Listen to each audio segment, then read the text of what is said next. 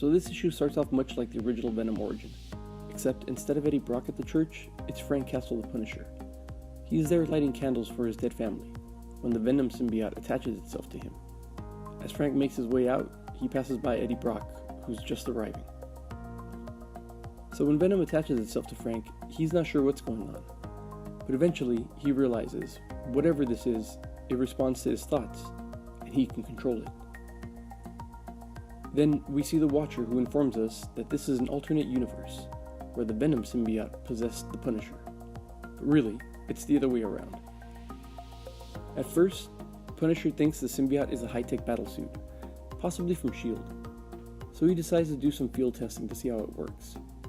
He learns the basics. It can stick to walls, mimic appearances and clothing, change shape, shoot webs, and even bullets. With his suit, the Punisher continues his war on crime, more effective than ever, but also becoming more and more brutal as the days go by. And although he hasn't noticed the symbiote's influence over him, other heroes in the city have.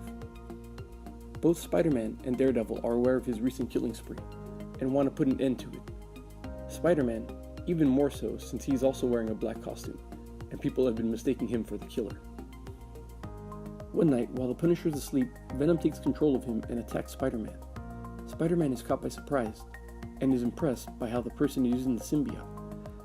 Growing wings, shooting bullets, nothing he would have ever done. As the battle continues, Spider-Man puts up a valiant effort, but is overwhelmed by the ferocity of his opponent. The symbiote has all of Spider-Man's powers, plus the years of training and combat experience from Frank Castle to pull from.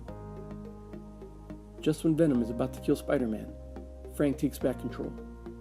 Now because Frank has bonded with the symbiote, when he looks at Spider-Man, he instantly knows his secret identity. What he doesn't know is why he knows, or how he got to where he is.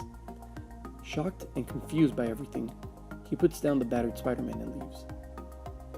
So while Spider-Man goes to the Fantastic Four to pick up a sonic blaster, and then home for a change of clothes, the Punisher continues his war on crime.